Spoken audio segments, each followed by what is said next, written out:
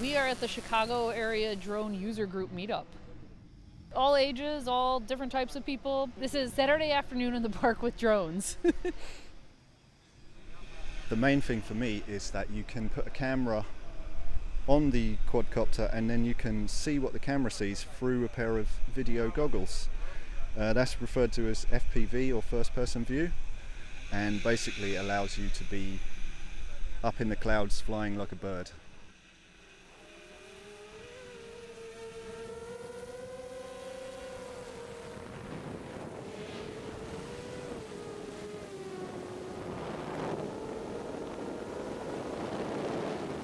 It's like having an out-of-body experience. It takes you up into the air, you can fly around and you can feel completely free and like being on drugs without being on drugs.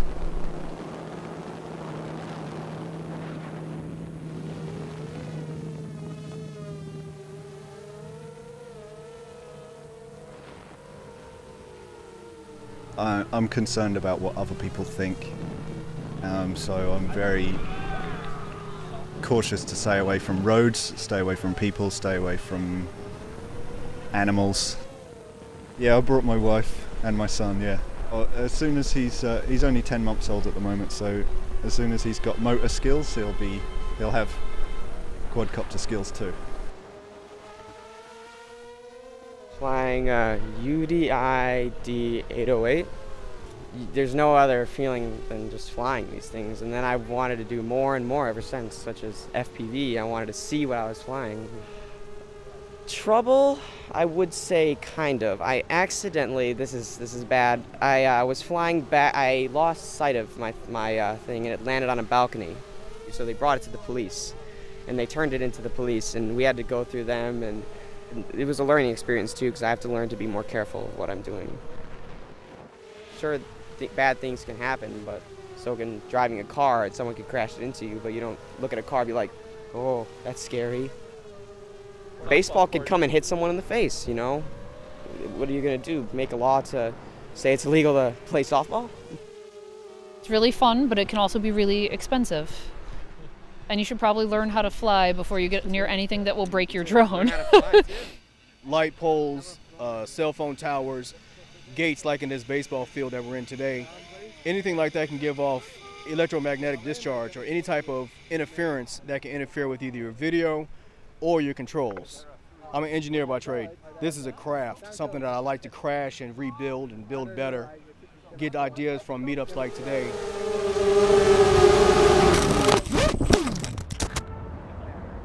You're gonna crash. It's a part of it's a part of the hobby. You know, it's just something you got to be ready for, and you know, get back on your feet again, and you know, keep flying. The saying goes, if you're not crashing, you're not flying enough. Beats a 9 to 5. I'd rather be flying robots than you know, pushing paper all day. So yeah. I think Chicago is a great hub for aerial media and you know, people that are just really interested in the hobby, and I see it growing every week, getting stronger and stronger.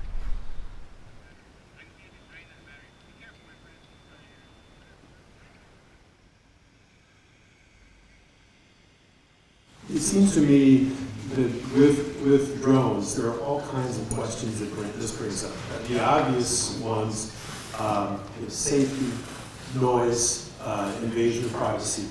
And so isn't this an opportunity to take a kind of holistic view of this and look at our parks and try to develop a fulsome view of how we should allow drones, where we shouldn't allow them, and to develop a full policy? Great point. And as you mentioned, there are many local jurisdictions throughout the United States that have banned drones entirely and have also associated fines with their misuse, including none are affiliated with the National Parks Board. The National Park Service has banned drones entirely in any of their parks. Good afternoon, thank you for having me. You guys have over 8,100 acres of land, 580 parks, 24 beaches, and 24 miles of lakefront. We believe that there can be safe, responsible use of drones, and I think that's supported by the Chicago UAV community.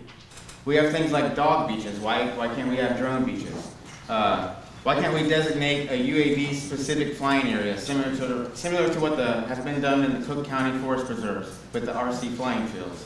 Instead of shutting down a growing and innovative industry, put Chicago in the news by being the first major city to support this industry and allow safe places for its use. I mean, at the Park District, we try to be everything to everyone, and certainly we try to be experts in every field. I don't think we at all claim to be experts in the regulation of drones. Quite the opposite. We're struggling with this new technology as well. We certainly want to honor this young gentleman's rights to fly his drones and take advantage of what the parks have to offer. On the same token, we struggle with how loud they can be and how invasive they can be at times. And I think we do need to prohibit these, and in some instances, there's certain instances we probably need to ban them in certain areas. Those are all things we need to do, but I think we need to have a policy that's fleshed out and developed.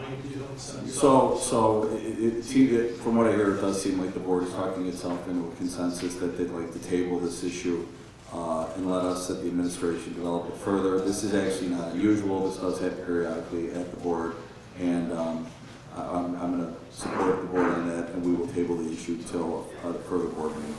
Mr. President.